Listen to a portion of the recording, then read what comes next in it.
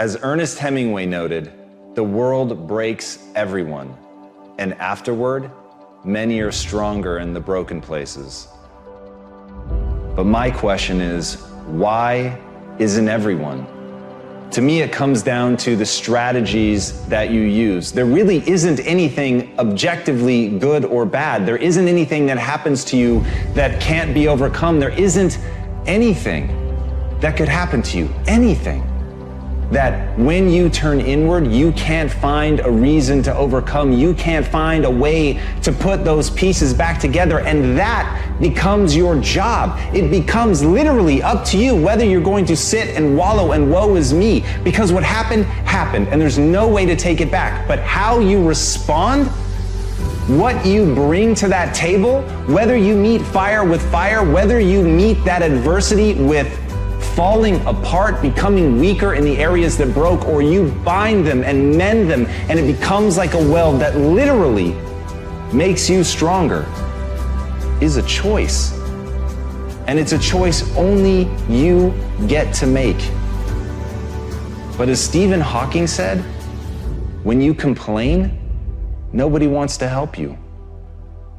There are many things in your life that you have every reason to complain about. You have every reason to be upset by the things that have happened to you. The most sinister thing about excuses is they're valid.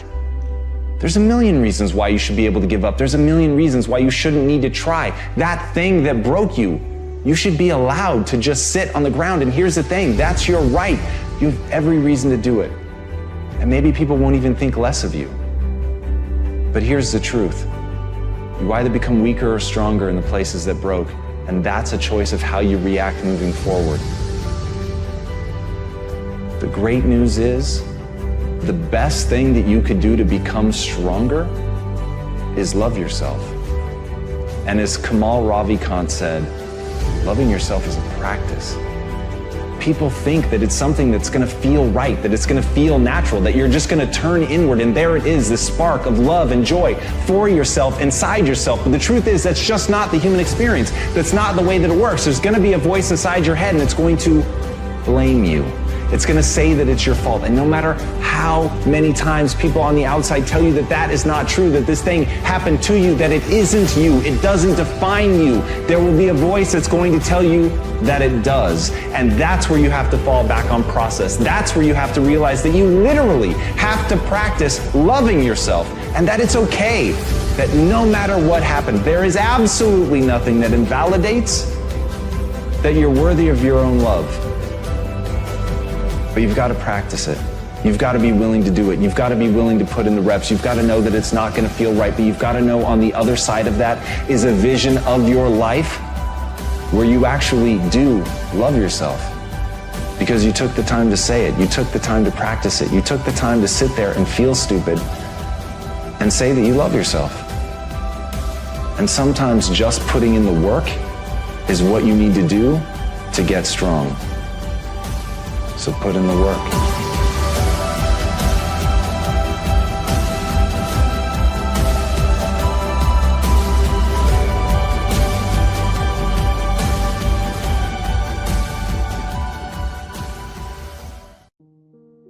The fact that you're still alive and still on this earth, even though it's been challenging and rough, and sometimes you get discouraged and uninspired to keep going, God has a plan.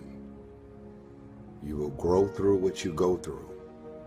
Everything that you're going through, at some point, it makes no sense to you right now, but at some point, God is going to reveal to you why all of these issues, challenges, and problems continue to show up, and what you were supposed to learn from it.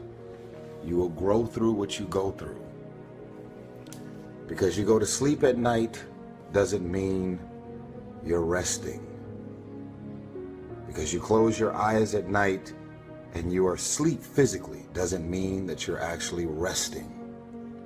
And the reason that you don't rest is because while you're awake, everything and everybody that's in and around your life is so full of issues, problems, insecurities, dysfunction, negativity.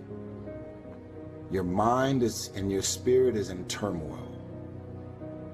There's issues and problems, arguments, yelling, screaming, dysfunction. All of this shit is going on all day, every day. So when you go to sleep at night, you're not resting.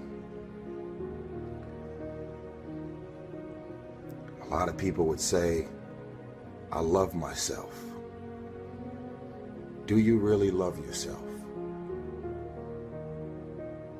Are the things that you're doing and the people that you're hanging out with and the places and the circles that you're traveling in, does that reflect a person that actually loves themselves? If you love yourself, why would you fuck with those type of people? You know what they're saying about you behind your back. You know they're jealous and envious of who you are and the things that you got going on in your life and your career. You know that they don't like you. And they've made it clear. They've sent you every sign imaginable that they could possibly send you. And because you're so desperate to have people around you and in your life, you continue to go back. You continue to show up to everything they invite you to, knowing what they're saying about you. I'm not preaching separatism. I don't want a bunch of people to just be alone at home doing nothing with no friends, no family, and nothing to do. I'm saying that at this point, you are old enough and mature enough to understand the difference in good people and bad people. And when you're hanging out with negative, dark, and dysfunctional people, you cannot expect yourself to go to sleep at night and rest. You cannot expect yourself to feel good about your day when you're including negative and dysfunctional people in your day. So what you grew up with them? So what their childhood friends? So what their family? We have a responsibility to walk in the direction of peace. I want to laugh. I want to smile. I want to enjoy myself. I actually want to feel good about the people that are around me. You have that as a choice. You actually do.